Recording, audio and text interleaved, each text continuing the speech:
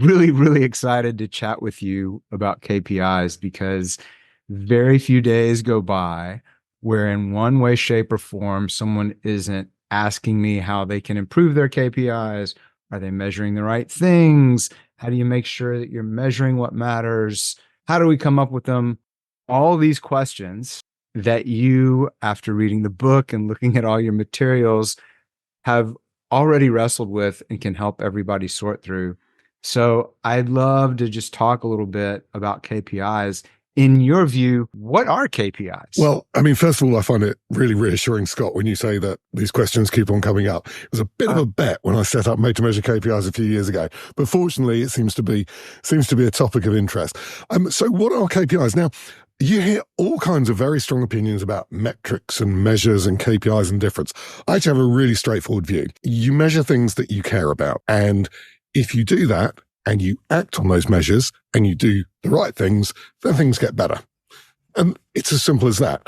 For me, KPI is the term I use a lot because that is what people look for. It's actually pretty straightforward. Key means important. And what's interesting is important depends on who you are. And I have quite interesting debates with my clients very often about, well, that's not a key performance indicator. That's a performance indicator. Well, for you, maybe, if someone's running a production line and they're really close to the process, then something like line 17 downtime is a KPI. If you're the chief financial officer, it probably isn't. Profit might be your KPI. So put very simply, KPIs are measures of things that have a significant impact on what you're trying to do. And that's it, really. We can have a chat later about how you can make that more objective. But as a principle, that's normally where I leave it. So one thing that you mentioned there that got my attention was the person on the front lines may have one KPI. The CFO may have another. I find people overthink those relationships sometimes. Like they're worried, like, well, does it align just right? And it sounds like you don't need to think so much about that. Like, is it just important to you? And does it help you get whatever outcomes you're after? Is that a fair way to say that? Yeah, 100%. And as you're talking though, it kind of triggered this observation I've made of why people get tripped up by it. Because what they try and do, or what a lot of people try and do, is find one metric that applies to every level of the organization. Mm-hmm.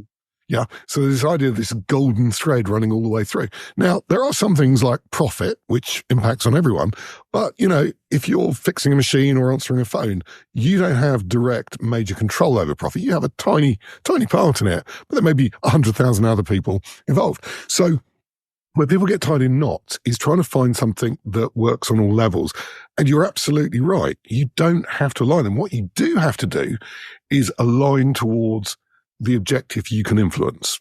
Now, if I'm fixing a machine, then actually the objective I can influence is machine uptime or, maximum stable speed on that process. If I'm answering a phone call, then customer satisfaction, first touch resolution, average handling time for me, that's the thing I can influence. Now, there is a thread that goes all the way up to profit, to growth, and so on.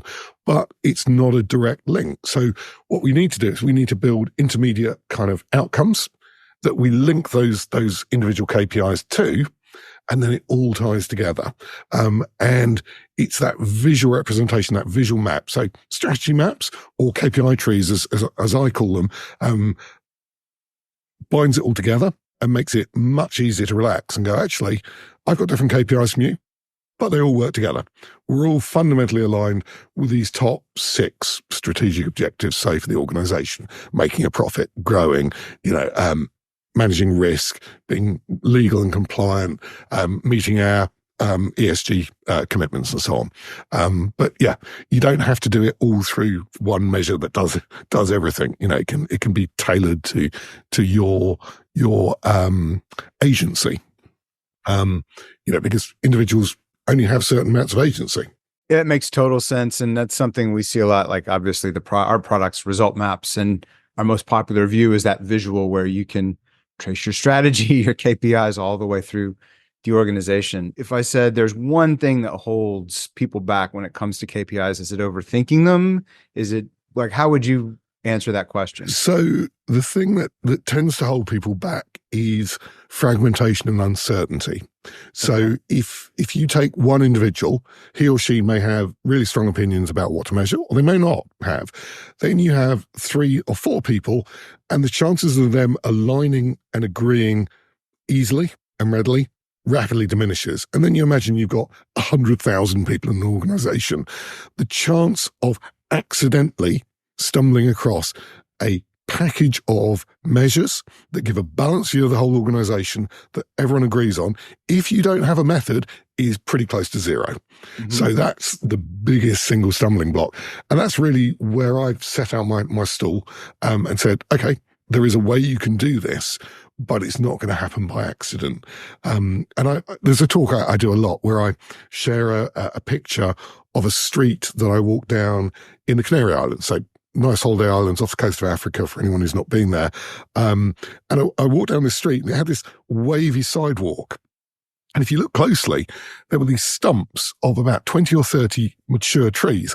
And what had happened was the local authorities had relayed the road surface and the sidewalk, and they'd done it and waved the sidewalk around the trees that were there. And then almost immediately after they did that, they went down and chopped down all the trees in the street. And the reason I start with that as an example is I see this with KPIs. Individuals making the best decisions that they can, thinking hard, doing the right thing, but it's not a joined up enterprise. So you end up with all these weird disconnects and arguments and alternative measurement regimes. And the bigger the organization is, the worse it gets. So I think this fragmentation and also the uncertainty that comes with not having a method paralyzes people, paralyzes teams, paralyzes individuals, paralyzes organizations. Because deep down, they're not really sure they're measuring the right thing. And they sure as heck aren't aligned as well. So there's lots of uncertainty and flip-flopping between different measures. Maybe we shouldn't be measuring downtime. Maybe we should be measuring efficiency, or maybe we should be measuring availability, or, what about breakdowns? It all just becomes really confusing. And as soon as you lose that focus and clarity, all the effort moves from fixing the issues to going round and round in circles. And it was actually those conversations that led me to set up my business, Made to Measure KPIs, 15 years ago. Because I was actually a process improvement guy before I set up my company. And I saw this happening so many times. I thought, well, there's got to be a logical, repeatable, structured way of doing this that doesn't require you to be a super genius on cristobalite ball milling or heart valve manufacture or polyethylene cracking. There's got to be a process for doing this. And that's what interested me. Could we systematize it? Could we turn it into a method? What comes to my mind as we're talking about it is absolutely chaotic when you get an enterprise organization, which we've both worked in and consulted to. I find there's sometimes this idea that, well, we're a smaller team. We don't need KPIs. We're going to leave those. And unfortunately, it feels like sometimes teams use that as an excuse instead of doing the work to come up with a good one and experiencing the acceleration, the focus, the help that having those KPIs brings them. Do you ever come across that where people are like, "Oh, we're a smaller org. We don't need KPIs." All the time. But what's interesting is they almost always have KPIs that they use and they care about. They just don't think of them as KPIs. I mean, exactly. I've yet to meet a small business that doesn't focus on profit, sales, and cash flow. That's almost like a given, but it's in there. And a friend of mine, he was so close to the manufacturing plant he was working in, he could tell before he got out of bed whether the plant was running or not. And that was his KPI. Am I feeling vibrations through the floor? Is the plant running? So, right. So everyone cares, everyone counts, everyone shows an interest. They may not be as formal, and that's fine, but a little bit of active consideration, a little bit of thought about what we're measuring and why can go a long, long way. And I'm absolutely a fan of baby steps and minimalism. One of the ways that people get themselves into a pickle, as we say over here, is It's a bit like New Year. You join a gym, you go, you go for 2 hours each time for 3 days, and you wake up on the fourth day and you can't move Mhm. and you just give up. And I see the same thing happening a lot with KPIs. So I am a big fan of tiny baby steps. So if you're a small business and there's a bit of pushback on KPIs, just pick one thing that's going to make a difference. Don't over engineer it. Just get it into everyday use and try and make sure it's one that's insightful, ideally leading. So, gives you a chance to fix something, and get the feel of it, start to use it in meetings, start to review it. And, I'm a child of the 70s, so I've probably got a bias here, but analog is good. Software's great. And, I've got 5 screens in front of me, but there is something strangely engaging about a whiteboard or magnetic letters or whatever. I've done a lot of hands-on process improvement, offices, call centers, shop floor. There is something almost mystical about people actually writing their own numbers up.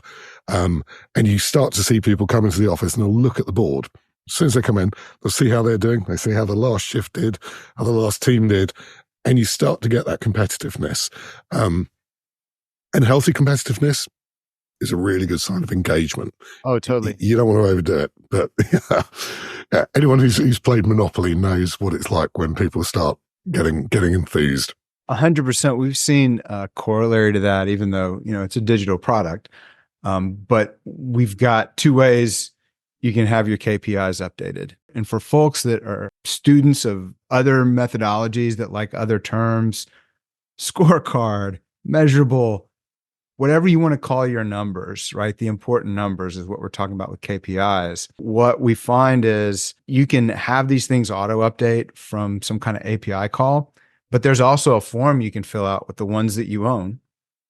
And we find a lot of people just like the rhythm of, let me pause, let me check my numbers. I'm going to go ahead and enter them because it forces me to stay in touch with them. And it dials me into this process. I find that really interesting, right? Because we think it's great to have everything digitally connected and we can totally do that. But there's something about that rhythm that you just mentioned. And it must have something to do, something similar, even though we're not interesting. Analog. Yeah, go ahead. No. I think you're onto something. So there's 2 things going on there. I mean, the first thing that springs to mind is the Japanese rail system. They have this interesting thing where the drivers, when they're driving the train, say out loud what they're doing. And what they found is, they'll say something like, I'm accelerating, I'm braking now, even if they're on their own. And what they found is that act of stating what they're doing increases focus, concentration, and engagement. And it's almost a form of mindfulness. You become aware of what's going on. And when you take a step back from measurement and think about why you're doing it, we're doing it for a reason, and that reason is normally improvement. So if you have a human in the loop, people start to look at what's going on. And I found this with, particularly when I worked in manufacturing, if you've got big complex processes, yes, we want to know what the downtime is. Yes, we want to know why the machine broke. But actually, you can't beat the person on the process thinking about what's going on, making a note of it, and maybe adding a comment as well. Because ultimately, someone's going to have to go back to that data and say, okay, what's going on here? And the insight and the sort of enriched notation that a human can add is fantastic. Now, from a data management point of view, it's a bit of a nightmare because quite often the comment data is unstructured. But the combination of someone observing, recording, and annotating massively increases buy-in when you come and say, okay, we've seen that the biggest problem is this. And they'll nod because they've seen it and they've noted it, they've engaged with it. So the latter stages of what I call the improvement cycle, that's when we decide to do something with our data, with our Pareto, with our analysis, becomes much easier because they're already engaged. So I think you're really onto something there. You can kind of over automate it and it then becomes a separate process from the people and the actual business process if you're not careful. 100%. I mean, that's what's been interesting for years. We've done one-on-one onboardings and we find like in sales calls, everybody wants to know about the API and the connectivity. We've got it. We've got it. But when we get into, people will ask us, what can I do to set myself up for success with these processes? It's that pause and reflect. Get that rhythm of pausing and reflecting, becoming mindful of these. And it's fascinating. Like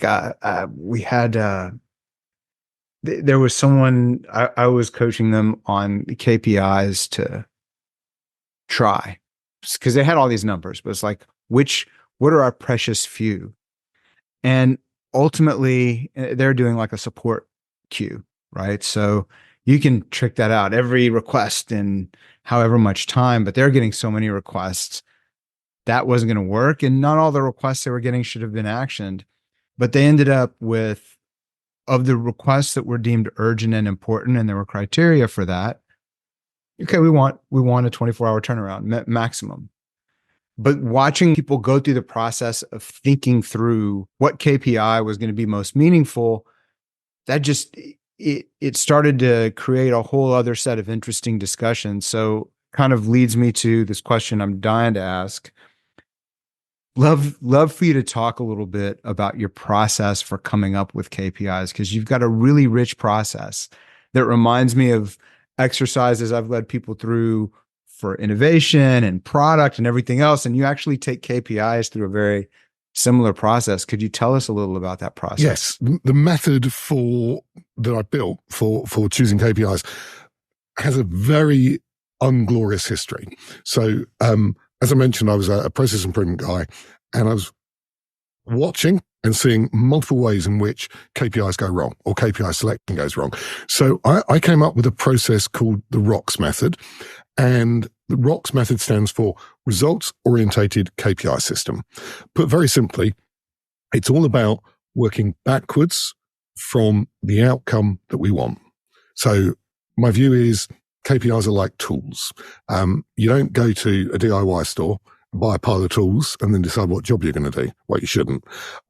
What you do is you decide what you're going to do. You're going to build a kitchen or, put up a garden shed or whatever, and you go to the store and you buy the tools that you need. And my view on KPI selection is it's just the same. You find and identify the KPIs that will help you reach your objective. So the logical first step of the method is to decide on a high level what you're trying to achieve. Now, it turns out that can be quite a tricky conversation because there's so many different takes on strategy, varying from the quite mundane, practical, through to the sky high, sort of almost theological. So I've boiled strategy down into a fairly consistent set of starting points that many commercial organizations aspire to, even if they don't consciously aspire to it. So if you think about most commercial organizations, they want to make a profit and stay solvent. They want growth. They want to innovate because innovation is a good lever on profit and growth. They want to manage risk, and that's a huge family of things, but the headline is risk. It might be operational risk. It might be legal risk. It might be conduct risk. It might be environmental risk. They want to stay on the right side of the law because organizations that typically don't go on for very long. They also typically want to meet their environment, social, and governance commitments as well, and that's becoming an increasingly large thing. So the first step of the method is to take all our existing strategy and try and boil it down into around about half a dozen simple statements of outcomes that we're looking for. And what I've just mentioned, I call them the big six. They're a good starting point. We'll fine tune it for the organization. Now, some organizations will also have mission objectives, typically charities, medical research organizations, things like that, cure tuberculosis, educate the world's children, whatever. So we'll also have perhaps one, maybe two customer objectives. So we create that and we agree what we're trying to do. Now, the next step kind of almost could be the first step, but we have to do it this way round because unless we know what we're trying to do, we don't know who we need in the room. But as soon as we've straightened out our strategy, we need to engage the right people. We need to get them in the room. We need to get them on board for two very good reasons. Firstly, we need the right brains on this. And my method doesn't bring subject matter expertise. The subject matter expertise always lives in the organization. But secondly, and probably more importantly, if you don't engage people, they won't buy into whatever comes out of the process. So it doesn't matter if you come up with the right KPIs. If people are not bought into them, if they don't have a high degree of ownership, you might as well go home. So the second step of the ROCKS method is engagement. And that's a mixture of stakeholder analysis, communications management, putting workshops together, getting the right people in the room, and crucially, making sure you don't leave people out, because the quickest way to break a KPI design process is to annoy people, to exclude people, and to get them off board, sort of on the wrong side. So we have to think about that carefully. And as I said, I've made loads of mistakes over the years. I remember having a call in a big UK, global organization, where I'd built this dashboard, and I was so proud of it, and I'd identified the stakeholders, and we're having an online conference, and I'd identified, I think, 20 stakeholders or something, and I'm watching the people appear on the call: 15, 17, 19, 25, 30, 35. By the time we got to about 24, I knew I was dead in the water, because you can imagine that the first comment I got was, well, this is the first I've heard of it. No one's involved me, and like dead in the water. So I learned the hard way that you have to engage people. That's the point when we get to the KPI tree, the strategic map, where we break things down. So we take the original strategic objectives, we break them down to lower level outcomes. So for example, we might say, for sales, we might say, well, we need to maximize sales revenue. We need to maximize margin. We need to maximize repeat custom from existing customers. And we need to win qualified leads and new customers. So it might be next level objectives. And then for one of those, you break it down further. You say, okay, how do we retain existing customers? Well, we need to be price competitive. We need to contact them in line with our sort of stakeholder management or our customer management plan. We need to address problems promptly and well, and there's certain things we can do, and then we can break those down into KPIs. So we build this map. Now, I've actually separated the KPI selection into two steps, because we have two types of stakeholder, from my experience. You've got the dreamers, the people who want to measure everything and anything. And they'll create list after list after list of KPIs. They're quite often senior, because they don't have to actually implement them. And there's a particular type of individual who just wants to measure everything. Then you have what I call the pragmatists. And these are the people who tut and go quiet and start to shake their head when new KPIs get listed out. I like that. I'm going to have to use that. Yeah. And the problem is that you can't keep both parties happy in one step of the process. So what we do is, the way I structured it is, we have the long listing, which is the KPI tree. And I warn the pragmatists. I said, look, you're not going to like this. We're going to have far too much stuff on here, but don't worry. We're going to bring it well under control. We're going to reduce that list dramatically in the next step. So be patient, humorous. We're going to come to you next. So we do the KPI tree. It's not uncommon to have 600-700 KPIs, potential KPIs, on the tree at that stage. It's scary. These are enterprises, right? These are large companies. This isn't going to be for your 100-person growth. No, but you'd be surprised, actually. Even a 100-person organization has a lot of stuff going on in it. And what we do is we'll set the threshold much higher. So because they haven't got an entire BI team, we're going to need to be more brutal in the shortlisting. But even something like a hotel, there's a lot going on. If you think about, we're dealing with fresh food, we're dealing with staff, we're dealing with bookings, we're dealing with maintenance, we're dealing with customer satisfaction, loads of things going on. So we create this long list. We brace ourselves and say, okay, it's going to be scary.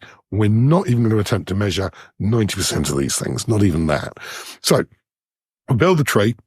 We've got really good engagement. We get agreement that everything we could want to measure is on there, but now we need to bring it under control. So what we do next is we create a simple matrix, a bit like an Eisenhower matrix, where we say, okay, on the x-axis, it's just trying to remember. On the x-axis, it's how important it is. Yeah, urgency and importance, right? Yeah, but we go, is measurement and importance. So something that is something like cash in bank is a 10 for importance, and a 9 or a 10 for ease of measurement. So that's up in the top right-hand corner. Easy. Okay. Typically, the bottom left-hand corner, not important and impossible to measure. It's empty, so we don't have to worry about it. So we've got 2 other zones to worry about. Yeah. So next we look at not important but easy to measure. And people always sort of start looking a bit puzzled and go, well, what's going on there? Typically, that's populated by external systems implementers who come in, they brought in an ERP system or a CRM system or something, and they've turned all the reports on. So just to demonstrate value, they've gone, right, let's just switch every report on. So to give you an example, I work with a big telecoms organization in the UK, and they had a call center with teams of 7 or 8 people. And each morning, the call team manager and their 6 or 7 direct reports was supposed to sit down and review 128 metrics. And it's like, guys, you can barely look at 10. 128 is insane. But the reason is that these call handling systems generate huge amounts of analysis. They can generate huge amounts of reports. They'd all been turned on and no one had the courage to turn them off. So anything that scores low for importance but high for ease of measurement, we need to be really careful about, because it's a kind of vine weed that chokes meetings, chokes individuals, overwhelms them. You know, it's the 500-page PDF that arrives automatically in your inbox every day, or the 50-page Power BI dashboard where only, people only look at 3 of the KPIs. So it's like the temptation. It's like the temptation. The 5 temptations of the BI team are like, oh, let's get you some metrics quickly. Here's all of them. I've led teams where on occasion that's been done. Yeah. And, one of the drivers of it is where the BI team or the people who are implementing it, for whatever reason, aren't able to talk with their internal customer. Mm-hmm. One of the ways to really cut it down is to understand or agree how the information is going to be used. Because as soon as you know what it's going to be used for, you can cut all the fat out. But I've often seen a situation where the BI team are significantly separated for some reason from their internal customers.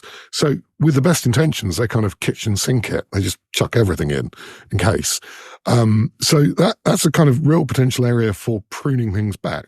The final quadrant, and the one that I really, really focus on with my clients, is things that are important or potentially important, but appear to be difficult or impossible to measure.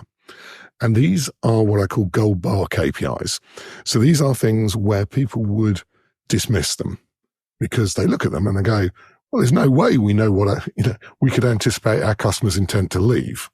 It's impossible. And they'll just disregard it. They are by definition hard to measure, but there are methods we can use to make apparently impossible things measurable. And if they are important enough, then it becomes worth deploying those tools. So I built a 3-step method called the Holmes method, where we deploy 3 tactics for making things measurable. So to give you one example, I worked with a large pension provider, a retirement fund provider in the UK, and they'd seen a step change up of people transferring their pension funds to other organizations. Now, if you are a pension provider, that's really bad news. You want people to invest with you and you want them to stay with you until they die. That's the business model. So if people start transferring out, then you've got an issue. And I was in an operations meeting where this was being discussed, and a couple of the middle managers said, well, it's not like we can read our customers' minds. And then one of the younger process team piped up. She said, actually, no, I think we can. And what she'd identified was that there are things that people do just before they transfer out. There are behavioral indicators. And in this case, the behavioral indicator was contacting the organization for a fund valuation. Because the thing that you do just before you transfer your pension is you contact the organization to find out how much your pension pot is worth.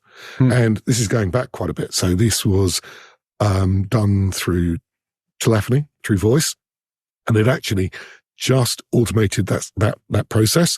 And that was what had led to the increase in transfers, because there was no longer a human in the loop. It was done through IVR and an automated service. So two things happened. Firstly, they identified what the issue was, but secondly, they realized there was this last touch point where you could actually recover the customer and maybe even keep them for life.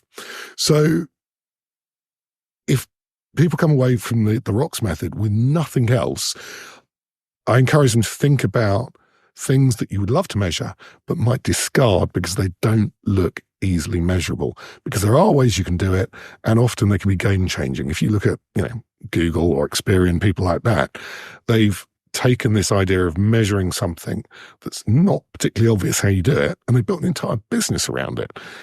With the Google search algorithm, how do you measure the importance and relevancy of a page to a search term? It's not an easy thing to do, but once they cracked it, the rest is history. So that's the shortlisting process. So we score based on importance and ease of measurement, and then we can create a ranking score. So we multiply the two together, and you'll end up with a ranking score between 100 and 0. Sort the list, and then we go through, and as a kind of negotiation discussion, we talk through which ones are we going to do initially, which ones are we going to park but do a bit later on, and which ones are we just not going to do for the time being. And the beauty of that approach is you can start really, really small, but you have a plan. So you've decided to pick maybe one or two, but you have a priority list. You can do them in tranches. You can split them between different parts of the organization, but you have a structure. You have a ranking that's been agreed with the group, and you have a roadmap. So it's a good way of acknowledging what we want to measure, but without getting overwhelmed. One tip I would give, though, is if you do that, make sure you record your reasoning behind the scores. Because one thing I've discovered is that people instantly forget why they gave something a 7 and something else a 5 or a 4 or a 3. But it's a great way of ending up with a short list that the pragmatists love, and the dreamers, the people who've come up with the long list, they're kind of comfortable with it too, because they've had their moment. They've created this big cloud of KPIs, and then we've shrunk the list down or prioritized the list to meet kind of practical constraints.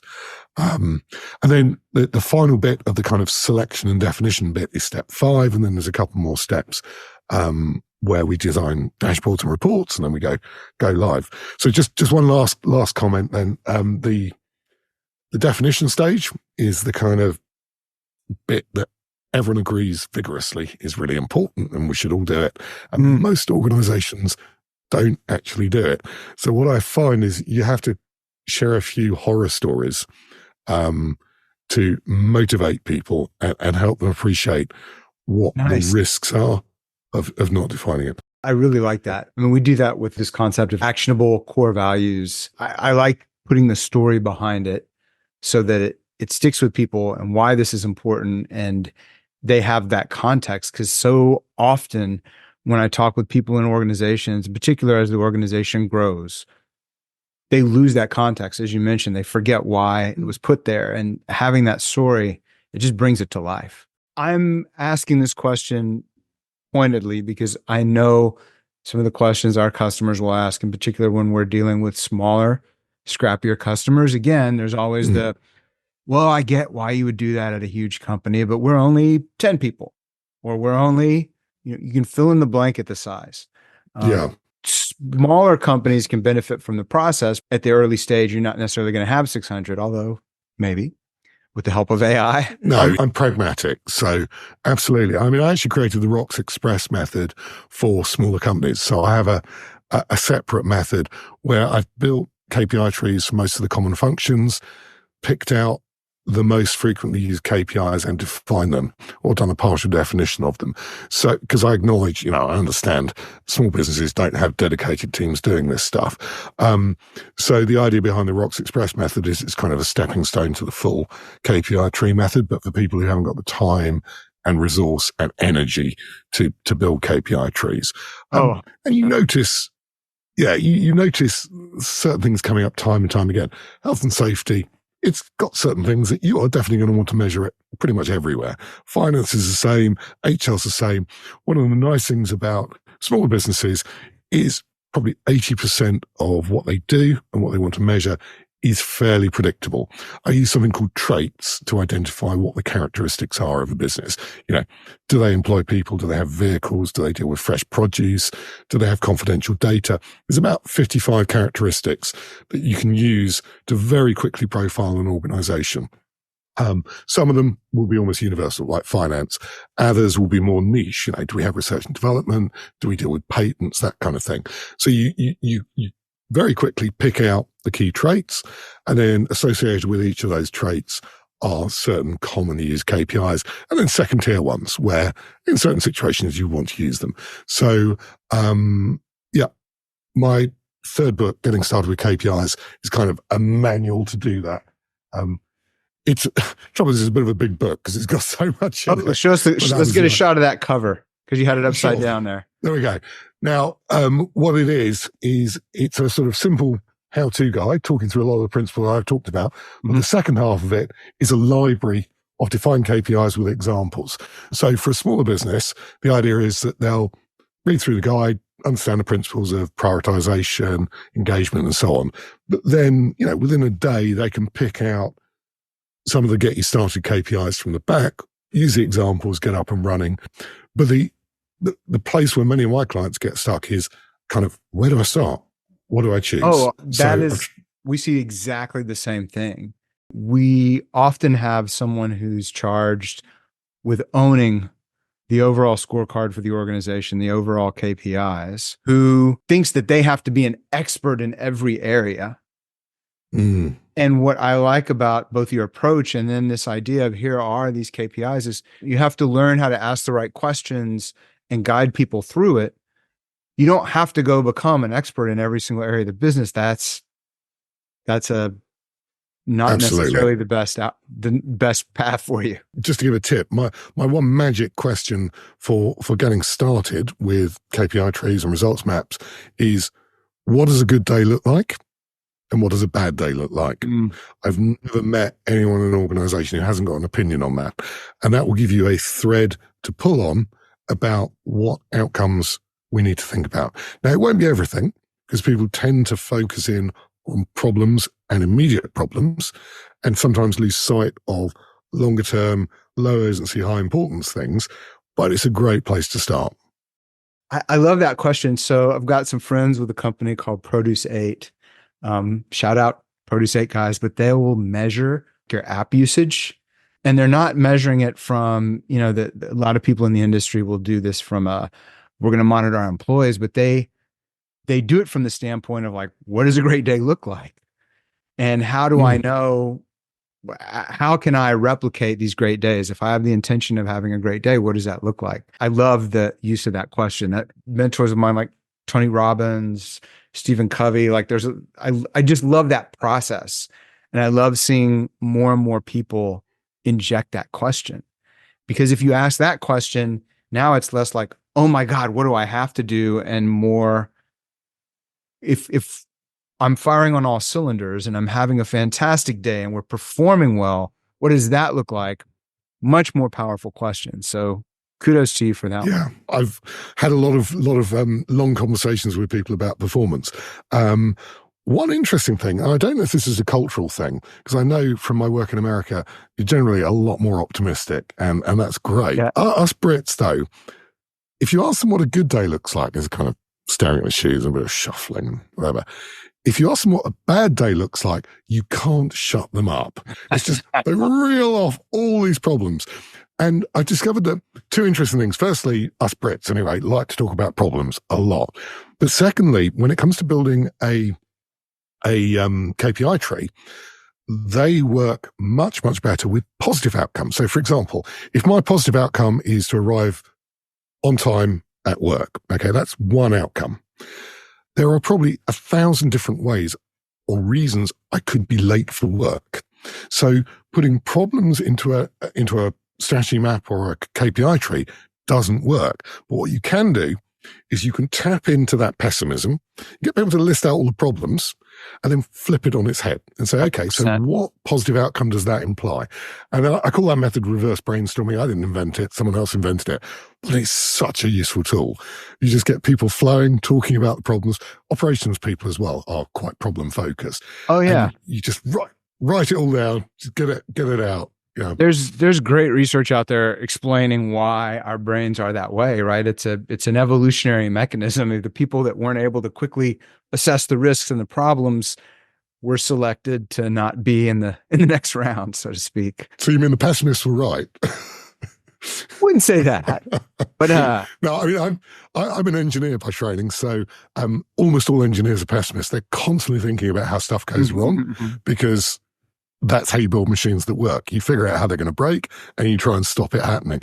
So I guess I'm one of those guys as well. But yeah, it's quite useful if you're ever stuck for conversation.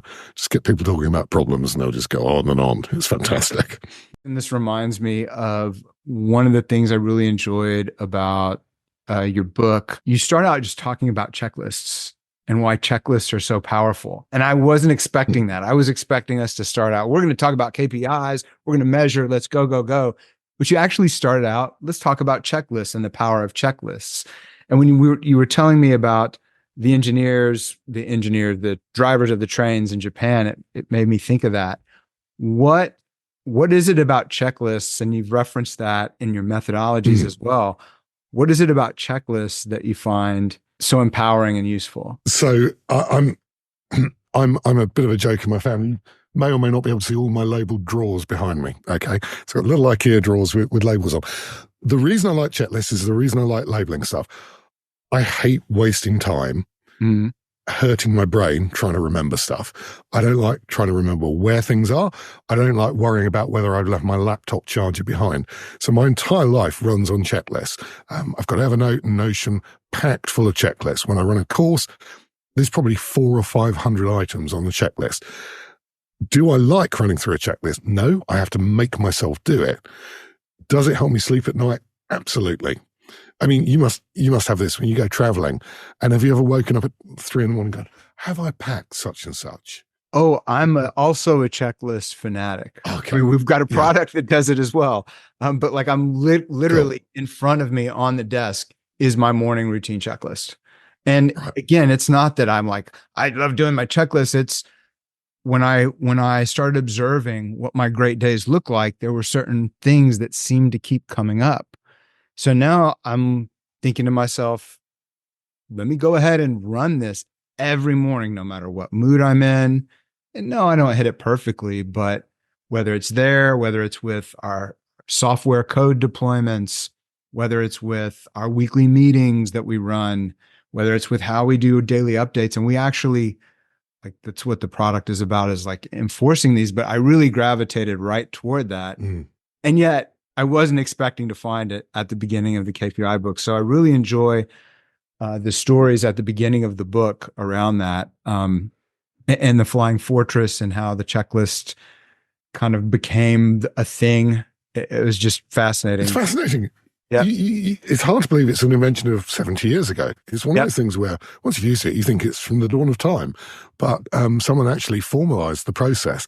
And yeah, it just stops you doing stupid. There's nothing more frustrating than overlooking something and accidentally shooting yourself in the foot in the process. So if it's an avoidable error, avoid it. On the checklist topic, I mean, one of my sons had knee surgery, and I remember watching the staff run their checklists. Every single person came in and said, right knee, correct? You know, like even though they knew, even though it's written there, everybody was just keyed into this, and you can tell that they were running by the checklist, which is great because you don't want to mess up. Reassuring, isn't it? Yeah, and I want the pilot of the plane I'm on, or the train I'm on, or wherever, running those checklists. But I think there's a misconception sometimes that those of us that embrace the checklists, we just enjoy that. And I think to your point, it's a discipline. It's saying, no, I just really enjoy the outcome of that, and don't so much love leaving it to chance getting that outcome. 100%. I'm not a particularly strong completer finisher, and I know this. So that it's kind of like my defensive shield against forgetting stuff and messing up and not finishing. I know if I make myself do the process, it's going to work. I'm going to be happy. If I don't, I've got this nagging thing in the back of my head. Have I done it right? Quite often I haven't. I can't remember if I mentioned in the book. One of my drivers to adopt checklists was how many phone chargers I had to buy. I was constantly forgetting charging packs and whatever when I was traveling. It's like the fifth time you buy a new phone charger or a laptop power supply, you go, okay, I need to fix this. I need to do better. That's it. And I'm talking about the principle here more than our product, although our product does this as well, but we're not the inventors of this idea, but like having some form of weekly meeting where you surface issues for exactly that reason, like that's a powerful practice that I think I see a lot of teams dismiss. Just whether it's pausing and reflecting to look at our KPIs, which we talked about as a practice, pausing and reflecting to say, I forgot my charger again, log it because, oh, I didn't realize that's been 8 times now or 4 times or whatever it is. Okay, let's, instead of grumbling about it, let's just do something about it. How can we make that mistake proof it? And teams that do that, I've seen this again and again and again, the teams that have some way they do that, and this is whether you're high school sports or, a high performing team in the professional domain, it's less, I find, about people being these geniuses, kissed by the divine, although we all are, but it's much more about they run a sort of a checklist like that. Okay, what did we notice here? This thing slowed down. What can we do to prevent that? And being methodical enough about it that they're not being arbitrary, like saying, how was I not perfect this last time? But what are the patterns I'm starting to see? And therefore, what ought we to do about them, which is taking me back to why we have KPIs to begin with. Tools for improvement. That's what it's all about. It's interesting. You were talking about having basically improvement sessions. You review the data. You go, okay, how can we not leave our charger behind 6 or 8 times?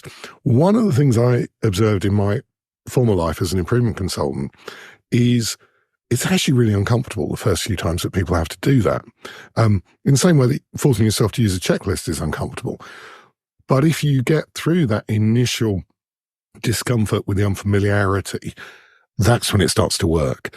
And when I was sort of working with teams, I'd reassure them. I say, look, first few times you're going to feel a bit silly. This is going to feel a little bit clunky, a little bit awkward, a little bit unfamiliar. Push through it. It's really going to help. It's freeing, right? I mean, just like the checklist. Yeah. Because now you're not worrying about, did I bring my charger or pack my socks or whatever the case may be. That's how I find it. And it's the same with business, and where we see CEOs and leaders in particular express relief is, yes, I'm starting to capture that information now. We have it in one place. We have a regular cadence we're checking in with it on. I think it gets back to why have these. We have KPIs so that we measure the right things. You had a nice way in the book you explained it. KPIs are basically the way that we focus our limited time and resources on the things that count. That's it. Because there's always, I've got literally 400 things on my to-do list. I can probably only do 10 of those well. So how do we decide what we're going to do? We prioritize them based on the things that we care about. So we figure out what outcome we're looking for. We work out what things we can measure that will deliver those outcomes, and then we focus on the things that will make a difference. Put very simply. I love that. And there are so many eloquent gems like that in a book called KPI Checklists, of all things. Really, really enjoyed it, and really, really happy that you're sharing this information. So for everybody, very kind of you. I appreciate it. It's heartfelt. Everybody who's taking this in, absolutely go check out all of Bernie Smith's work. There's more. There's things about gamifying your KPIs. which is another topic near and dear to my heart. Yeah, so it's very focused on targets and incentive design as well. Right on. One of my frustrations is whenever you Google target design, all you get is smart. But if you look at things like the Volkswagen Audi emission scandal or Wells Fargo, they're all smart targets and they still broke the organization. So I spent quite a lot of time thinking about how do we build targets and incentives that actually work in the real world, that real people will use and deliver the outcomes we want. Turns out it's quite a big question. Really interesting one, though, to discuss. Oh, yeah. It's one of my favorite things. I have to give a shout out to another good friend of mine, John Humphrey, mentor. He's got a system he calls Connect Points. He's got a way he scores when you connect with people, when you reach out to people, when you have a meeting, when you record stuff. But what I've found is it's a blast. And it forces. You have to tell me more sometime. Yeah, I totally will. But I mean, what I like about gamifying, where I'm going with this, is how when we're clever about it, it makes it much less of a grind. Like you and I probably think of the checklist as this is fantastic because this is saving me, whereas for someone else, it's like, oh my God, more stuff I have to do. So if you can connect the incentives and everything, I can see where that's just incredibly powerful. Yeah. And there's all kinds of interesting research around variable reward and things like that, where you discover that if you, for example, apply variable reward, you get dramatically more motivation from it than fixed rewards and things like that. So yeah, fascinating topic and some really good material out there. A lot of it's quite software focused. So you need to pick and choose a little bit for KPI specifically, but an awful lot of it does work and is relevant.